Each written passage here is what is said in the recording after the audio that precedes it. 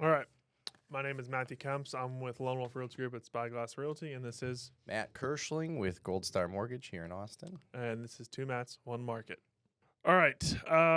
Let's kind of start today off with what is going on with home prices currently. Give me what you're seeing on the lending side, and then I'll talk the real estate side. Home prices in terms of what people are listing at or what they're selling for?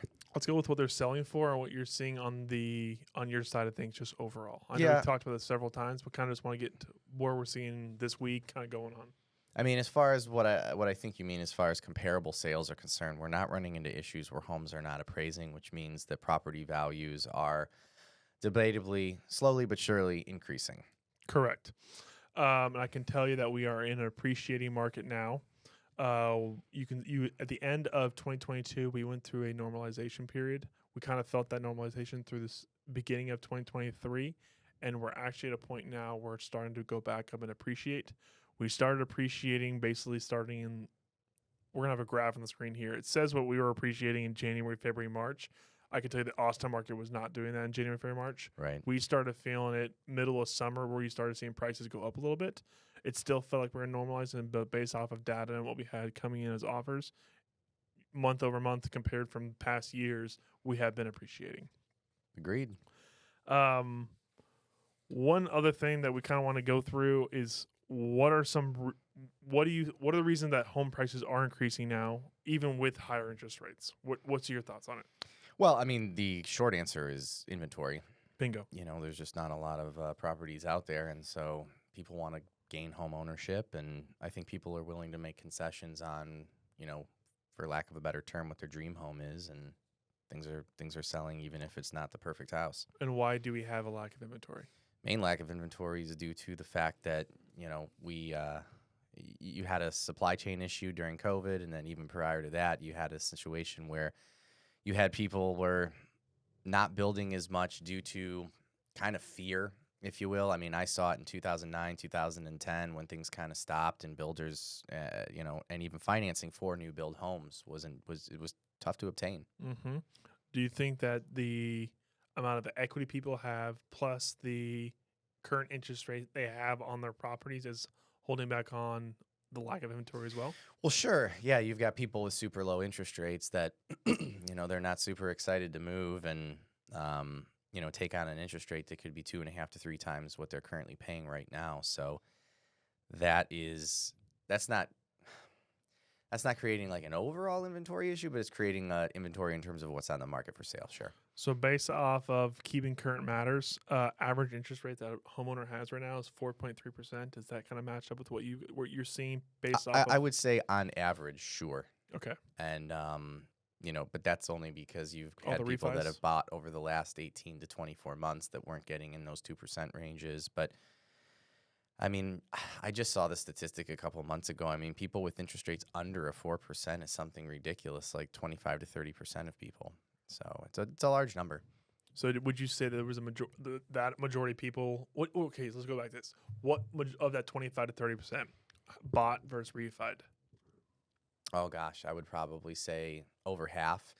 It's something I was actually thinking about this morning because I was thinking about refinancing in general in my business. And during 2020 and 2021, when interest rates dropped into the like high 2, low 3% range, you had a lot of people that were in my shoes as far as like a branch manager that refinanced a lot of clients. And the majority of the business that I personally did in like the what I would call the purchase part of my career was really between like 2017 and 2020. Mm-hmm.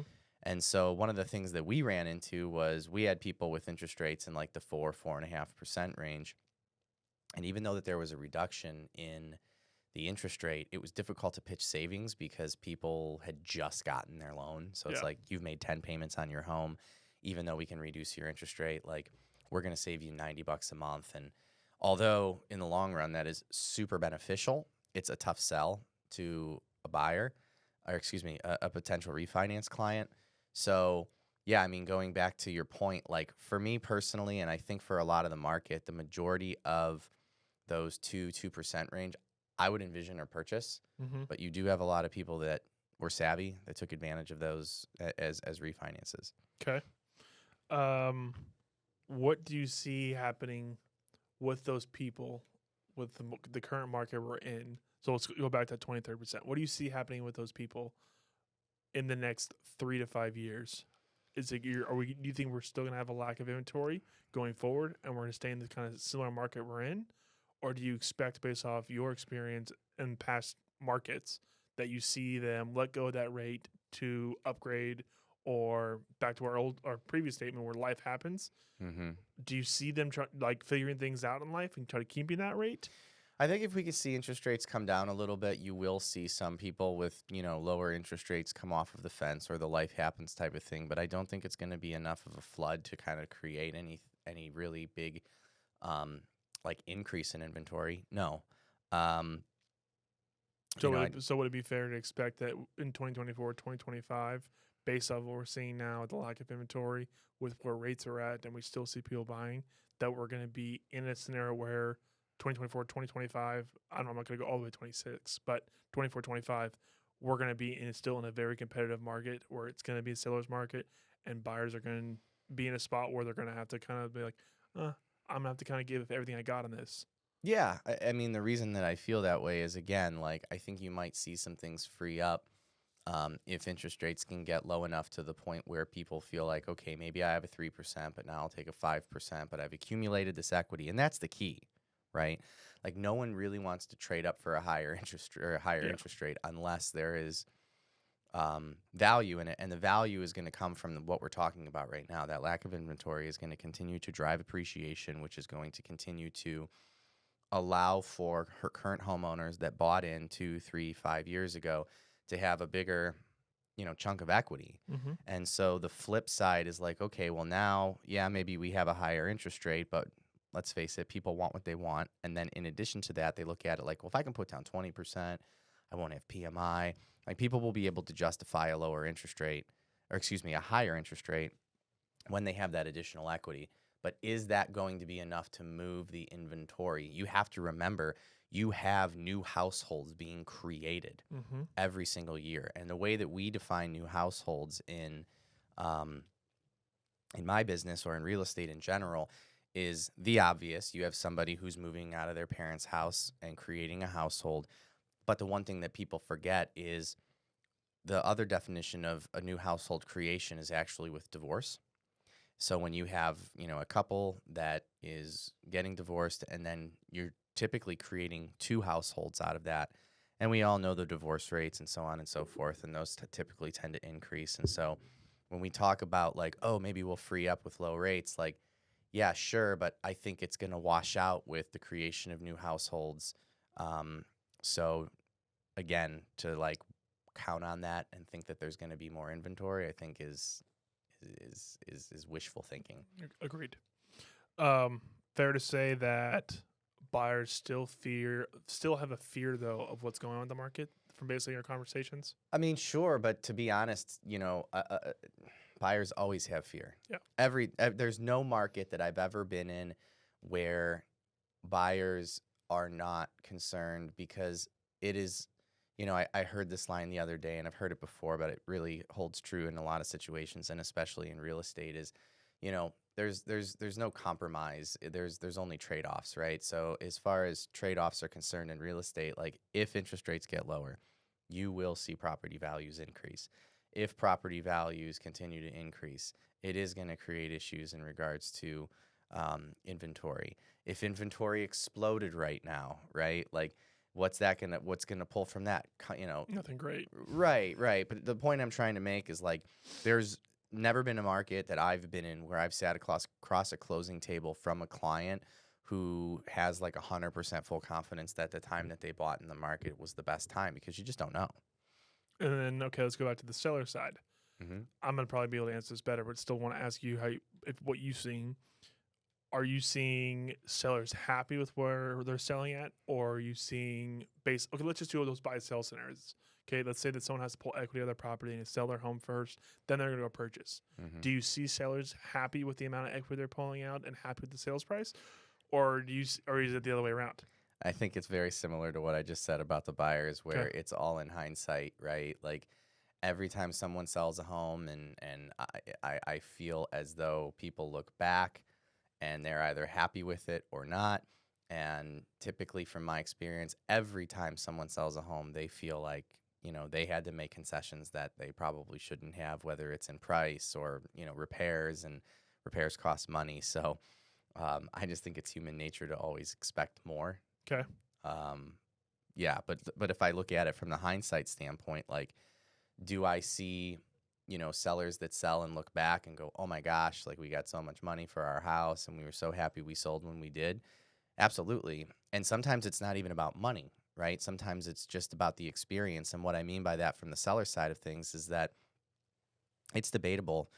Hell, it's not even debatable. It's a fact that you probably are getting more for your house right now if you're selling today than you were in 2020.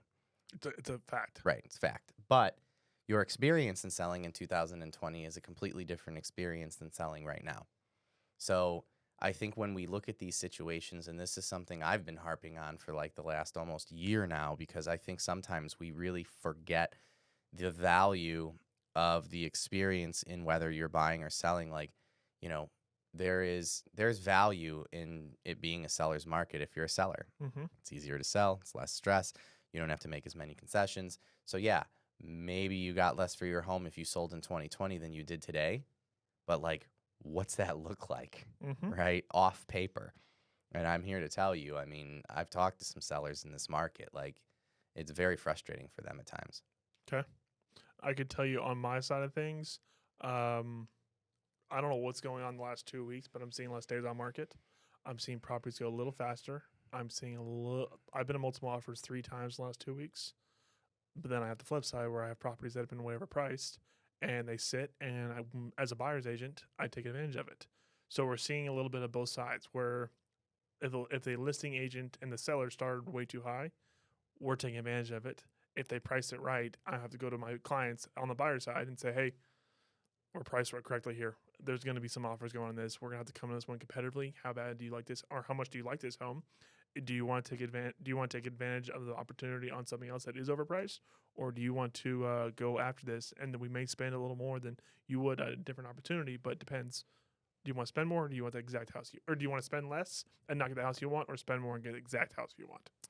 Yeah, and I mean, to your point, I think what we're experiencing now, and this is something that in this business has always been very interesting to me. I mean, this is like one of the clips that I just want to play on repeat, is we as real estate professionals are always up against the general public in regards to like what they think, Mm-hmm. right? We can show charts on a screen. We can show, historical things that have happened in the past. We can even do spreadsheets and show this, that, and the other. If the general public, for whatever reason, deems that what we are doing, not that it's wrong, but that like it isn't How they feel about what's going on? right, Yeah. it doesn't matter. And so what I'm getting at is that I feel like we are finally in a position to where we've seen interest rates. I've been using this line for quite some time, and of course, every podcast we do, it changes. But I watched interest rates start to tick up in the middle of March in 2021. So, we're approaching almost 20 months now of rising interest rates. And we're approaching almost a year now of interest rates over 6%. And I think the general public is finally with the sentiment that they're like, this is the market we're in. I think everybody who was thinking about waiting has recognized that, like, if you are in that camp, like, waiting means like 3 to 5 years. And I think we've just kind of worn down. I think of the like bull in the matador, Mm-hmm.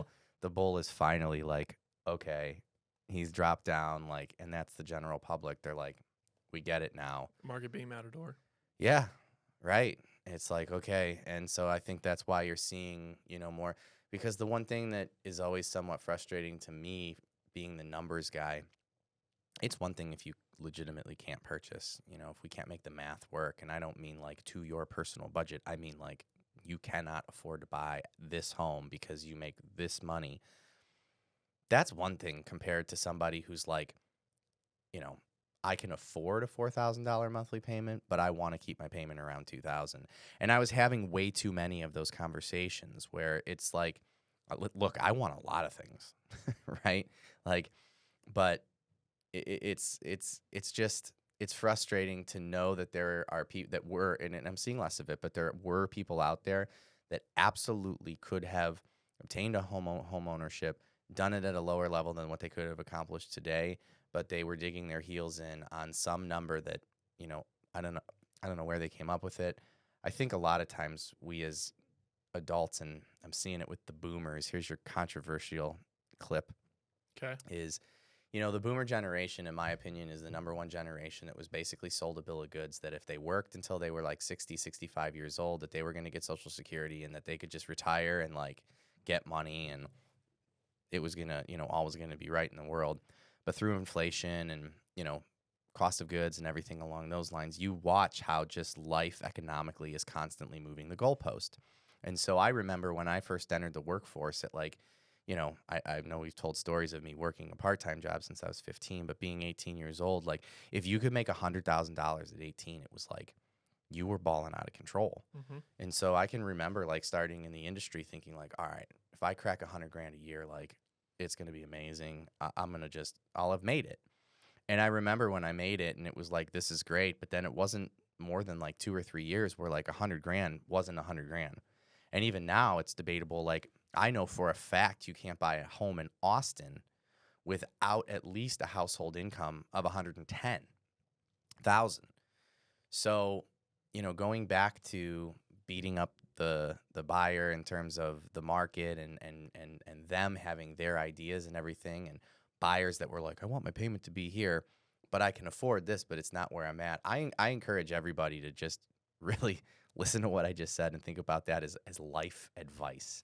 Because I'm watching people like people my parents' age, and they're living off of Social Security, and they're like, how in the world can anybody live off of what we're getting? And it's trying to stay away from the politics of it. I'm sure people have a lot to say about it, but Yep. that's not going to stop. Not only, the political side, but I'm just going to focus it on real estate. That's not going to stop. Like if you're 21 years old right now and you're like, I'm going to try to purchase a home one day when I'm 30, I'm going to start saving for like a $400,000 to $500,000 house. You better juice those numbers, because 4 to 5 years from now, your $500,000 house isn't going to be what it is today. If I were to guess, just based off what I've seen appreciation of the time I've been in real estate, I would expect a $500,000 house today is going to be low six in 5 to 7 years. I completely disagree. I think What it's do going you to be think? way higher. Really? Yeah. I mean, you typically are seeing a 5% appreciation every single year, which would put you at, 625 on a $500,000 home, which is close to what you said. But all it's going to take is for any sort of, interest rate reduction. We've already talked about the fact that, homes don't build themselves. They don't like appear. Mm-hmm. So Well, 3D printing. But. Right. Well, even then they take time. And according to, Kirschling and a lot of these other companies that track this stuff, that's literally what they do. We're supposedly supposed to have inventory issues for the next 5 to upwards of 7 years.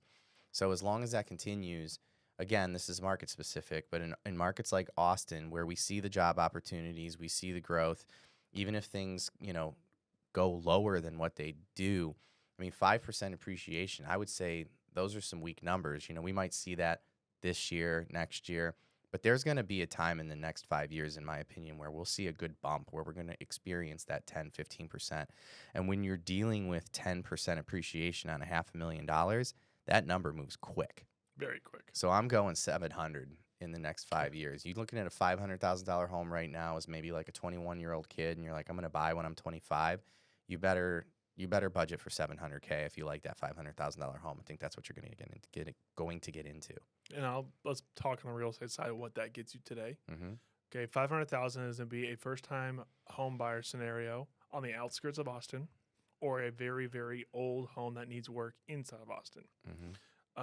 $700,000 currently today. You're on the outskirts of Austin. You're going to be getting 3,000 plus square feet. Right. Newer build, going to be, or you might be on larger land slightly, not quite an acre, but close. Unless you go out to Liberty Hill, then Liberty Hill, Georgetown, even farther, you can get more than an acre for 700. Inside of Austin, you're touching 2,500 to 3,000 square feet resale that you're getting some kind of seller concessions on. Right. The one thing that I've been talking about for a while that I'm surprised hasn't happened yet was I can remember after 2008, the new thing became, like in 2009 and 2010, the new thing in the purchase market became, it was all about rehabs, right? Which has really gone to the wayside. I mean, this lasted for probably like 3 or 4 years where everybody that was looking to purchase, not everybody, but it was a common theme. It was like, I want to buy a house. I want to find something with like good bones, and I'm going to, do the work. A lot of it I'm going to do myself. I And got a listing of that right now.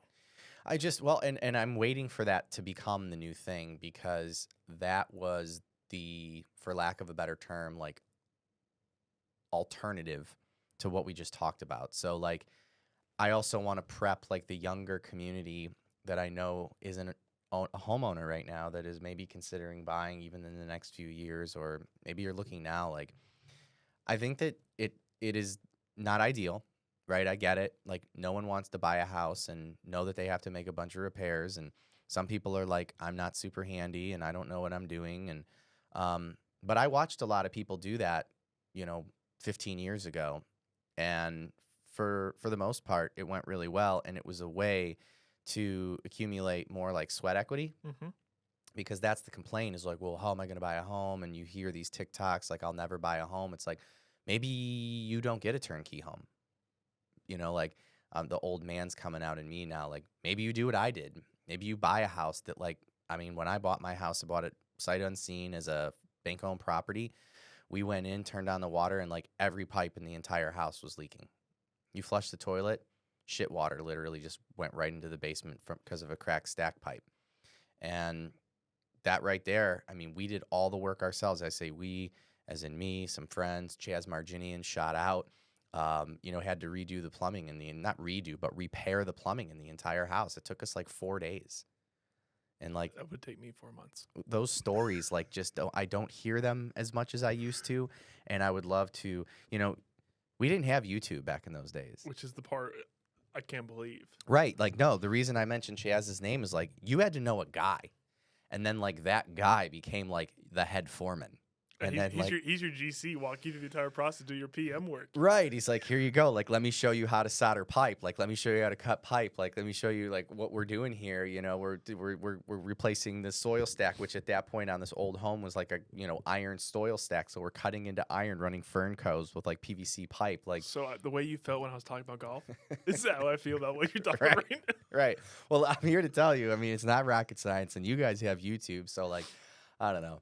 That's just like my little old man rant that I want to see that come back, because I truly believe that is a way that people can obtain home ownership on a much more cost effective level. Because here I'll get a little controversial about Austin versus where I'm from up in Ohio.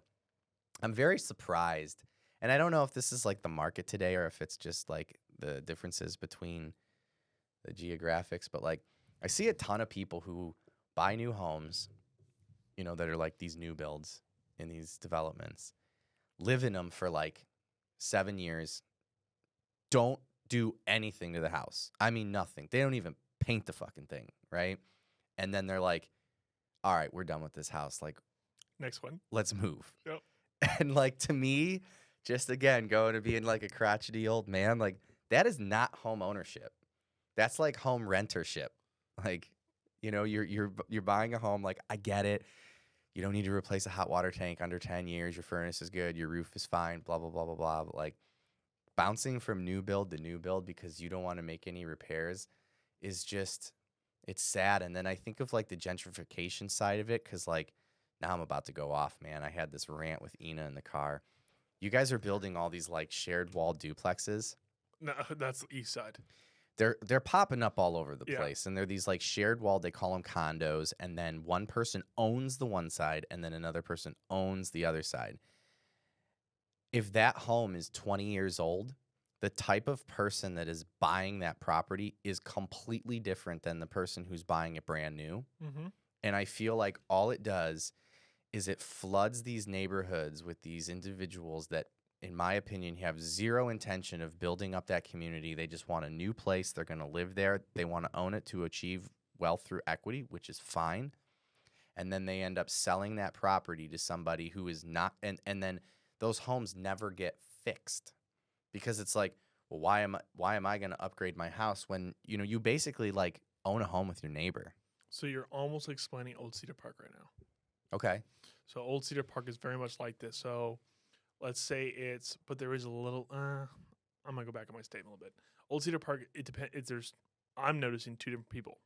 So you have the person who bought in early 2000s, late 90s, that bought a new construction, had their builder build it, built out all Cedar Park, and that was the outskirts of Austin. That was what Liberty Hill is now today. Mm-hmm. I'm gonna use my wife's family as a perfect example. They're the ones that do the repairs. They're the ones that do everything else. But then I go to these other listing appointments I have in those areas, and there's carpet in the bathroom, Right. and there's still laminate countertops. And I'm getting some appointments where they've been sitting in these houses for 15, 20 years, and I walk in, they're like, "All right, we see their house down the street sold for $750,000. We want to sell for the same price." I'm like, "You are effing crazy! Like, Yeah. do you understand how much work is needed? We're gonna need to be able to flip this place, and I'm gonna run some ARV numbers, which means after repair value, for an investor in that scenario. I have one right now where I gave him a suggested price. God, if you watch this, he's gonna kill me. I gave him a suggested price, and the day before we're supposed to go live, shoots me a text and says, "Hey, no, it's not what we want to do. We want to go back to what the comped prices were, and we want to listen to the high side." So after this podcast here, I'm head straight to that house. We're having a conversation. I have the comps. I print out all the pictures. We're gonna walk through. Hey, here's what we can do. Okay, I'm gonna walk. This is gonna be a longer segment now. Okay, so there's different programs where you can basically pull the equity, where it's a buy before you sell program. Yeah. So they pull the money out. And in this scenario, he's not borrowing money, so it's not like I need to get Matt involved in this scenario. But it's just Right. he's pulling equity out using a company by the name of Homelight.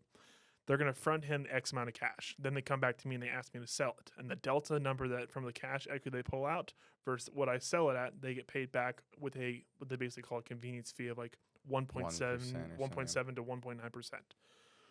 Expensive way to borrow money, folks. It's almost like being a VC firm. That's what they're doing. I have another company. I'll talk to you off of this that Okay. offers a similar thing that's a lot less expensive for your clients. Okay. So, anyways, they're going. I said you can go through that process. You're going to front end some cash.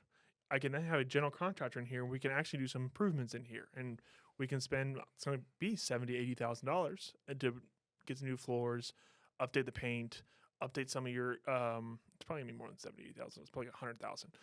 Update some of the appliances. Turn this place into photography ready, Mm-hmm. and MLS ready.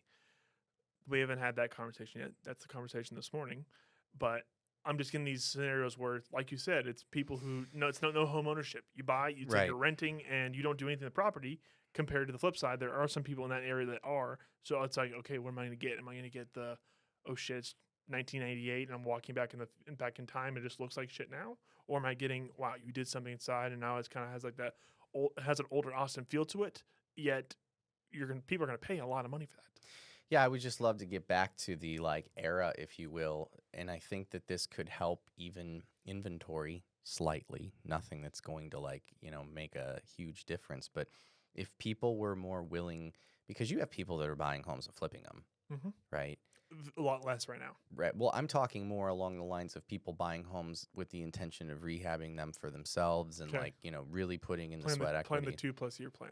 Yeah. Avoid cap gain scenario. And so when I talk about that, let's just envision right now that all of a sudden, what I'm mentioning, for whatever reason, this video goes viral and everyone's like, you know what? Yeah. There's all these homes sitting around that nobody wants to rehab because everybody for some reason forgot how to do anything home improvement wise. I'm going to watch a YouTube video and I'm going to get this done. Even if that happens, my concern is that you're seeing a lot of these, what is the name of them? These condos that have a shared wall. Are you talking about townhomes? Is it a townhome? Yeah. So they don't own the land. Well, there's no common interest. Right, but there's a shared wall between two townhomes. Yep. Those things scare the shit out of me because I know what the cities are doing. They're trying to make affordable housing and they're building them brand new. But I feel like these things are long-term nightmares because it's reverse gentrification. Well, not only that, but I just think about I'm bringing it back to the improvement thing. If I have to constantly consult my neighbor about home improvements in regards to how do you paint half a house, right?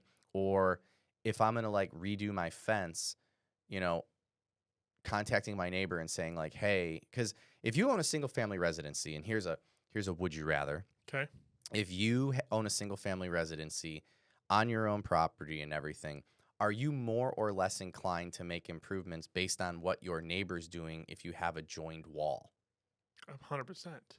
You're more inclined to like do stuff Yeah, on your because own now, house. yeah, and now Right. I have expectation to be kept up. Well, but that's my point. And so isn't it easy to be like, well, why should we even do things when the neighbor's not doing it? Yes. Whereas on a single family home, you don't feel that way because like you have your own property. But on the flip side, let's say, for example, this guy, not to go against your point, let's say, let's do what A and B, okay? Hmm. A's not doing crap, B is. A's going to feel a little pressure. I think we all feel pressure to keep up with the Joneses if we're those types of people.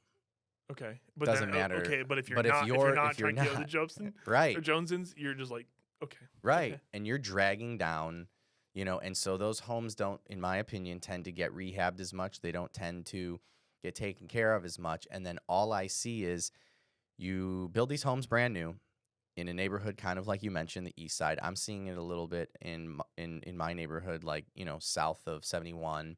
It's happening. It's moving this direction. Right. And they're building these homes, and you're bringing in, for lack of a better term, well-to-do people that are able to buy like new homes for less than what they would be able to build or buy if it was a full-blown single-family residency. And that type of individual is going to come in, they're going to live there for 5, maybe 10 years, and they're not going to do a goddamn thing on this property. And then they're going to sell it, and then you're just going to get that neighborhood right back to where it was because And it runs in a cycle almost. yeah, and it just pisses me off. It's like, why can't we just do the right thing up front that we know is going to be like tried and true for the long game, opposed to just like putting a Band-Aid on something and fixing it for maybe like 5 to 7 years. I mean, I know the answer, but Yeah. it's not a good one. Money. Yeah. Okay. Do you remember those? Okay. They're in South Austin still. They're kind of like the scary looking metal fences that sit outside of. They're not like actual fences outside, but they're metal rods that go up. They have kind of like designs on them. I hate these things. Okay. It makes a house kind of look ghetto a little bit. You know what I'm Right. talking about? Yeah. Okay. Why can't people just knock those down? Right. Yeah. I mean, again, we know the answer. I mean, it's money, and it's like Well, that doesn't take that much money. maybe that's the answer. Is like, why not start going back to giving tax breaks for people who are actually? I think they do this On home anyway. But improvements. yeah, isn't that a Let's thing? find out. I don't know the answer. to that. Right? Or is it literally just that our there's a large generation of people that have gotten so soft that they literally don't know how to do anything, and it's just easier to move out and buy a new home. I'm in the middle. All right, moving on. Sorry, I kind of like derailed everything on that one because I've been thinking a lot about it. All right. Real quick. Again, I'm Matthew Kemps with Lone Wolf Realty Group at Spyglass Realty. More because kind of want to do more of an action plan here with everyone else. If you are looking to move to the Austin area, looking to sell your property, looking to invest, especially on the investment side, I'd love to partner up with Matt on different scenarios. Run what your cash down might be, run the taxes, run what the HOA is, run the rental income. Let's go through a spreadsheet I've created, partner up with Matt on the scenario, and let's see if we can make that opportunity work. And if it doesn't work, we keep looking and we don't proceed. But just at least want to give us an opportunity to run those numbers with you and see if that's an opportunity. Yeah, Matt Kirschling with Gold Star Mortgage. I'm going to change my call to action this week, and I want to talk to people who don't own homes that want to talk a little bit about buying something that they don't love and fixing it up, right? Love that. Let's have that conversation. I'll explain to you how you'll get it done, And I'll get you in touch with the right people for the general contractors right? and all that good stuff. Okay, let's finish this up with what are the primary reasons we are seeing people move right now? We know it's the life happens stuff, and we can go over the job relocation, change of relationship status, health concerns. Back to the last episode, Johnny wants to play football in a different school district. Are you seeing anything else besides kind of the stuff that we mentioned? Divorce. That's relationship status. Okay, yeah, that's the big one for me lately. Okay. I've been seeing a lot more divorce than normal. I think after COVID and everything, now people are a little more like, Do you think economy is affecting that? of course, Yeah. always, job loss, stuff like that. Like it's nail in the coffin type stuff. So yeah, All right. Well, honestly, that's a pretty quick section. We kind of know the answers. right. So let's just jump into how we ended every single time with the questions and then would you rather's. I'll let you ask the questions and then throw it back to you. Yeah, I had a good one. What was it? If you do the wife one, then. Oh yeah. Would you rather hear your wife's thoughts or husband? Let's say spouse. Would you rather hear your spouse's thoughts out loud all the time, or have them narrate your life like a sports commentator all the time. Sports commentator. Could you imagine how great that sounds? Oh, no, Oh my not at God. all. For me, it'd be hilarious. To constantly have to have a sports commentator that is my wife in the background, like narrating everything I do. Like, here I'm taking a shit, and it's like, all right, and here he goes. Like, no, fuck no. Oh, looks like we're on the 20. Now we're on the 30. I'm the 40. Yeah, yeah. Dunk. Matt is walking to his office now, and Right. Now he sits down. Oh, wow. What a great play that was there. No, thank you. I'm definitely wanting to hear my spouse's thoughts out loud all the time. I know that sounds like a nightmare, but that, Okay. as we do the would you rather's, yeah, that's what I'm doing. Let's see. I'll go one more here. I've got 10 of them, but we'll be picky. Would you rather have your partner do all the cooking, but use bizarre and unusual ingredients, Okay. or have them never cook again and you're stuck with takeout forever? Take out forever. Right? Easy. That's a no-brainer. Okay, another one. Yeah. Would you rather have to attend all of your in-laws' family gatherings or have your in-laws move in with you permanently? Oh, fuck. I'm attending the gatherings for sure. Gatherings. I don't know. My wife's in-law, or my girlfriend's in-laws are pretty cool. I could move them in. I think we'd have to get a bigger house though, We'd have to get a guest house. and they live in Europe, so like attending all of them in That'd that be a aspect is a hassle. Yeah. Yeah, for me, I'm gonna have to go the latter just because of the geographical part of it. Okay. They'd have to move in. Well, again, same thing I kind of said a few minutes ago. If you're looking to buy, sell, invest in Austin, please feel free to reach out. In the description below, you're going to see our Calendly link. And then right here, you're going to have both of our phone numbers. Feel free to call, text, email us anytime you need to. Once you kind of finish it up. Yeah, I'll say the same thing. I want to talk to people who are disgruntled because they can't seem to find an affordable home. I want to talk to you more about the possibility of you sucking it up and suffering for maybe a year or two and living in a semi-construction zone for a year or two with the intention of rehabbing a home and getting it to where it needs to be so that in that 3 to 5 year plan, not only do you get to live in the house that you've repaired and you'll love it, but you're going to turn around and have a big chunk of change left over. And for the record, he is not the boogeyman. I'm not the boogeyman. Thanks, everyone. All right, guys.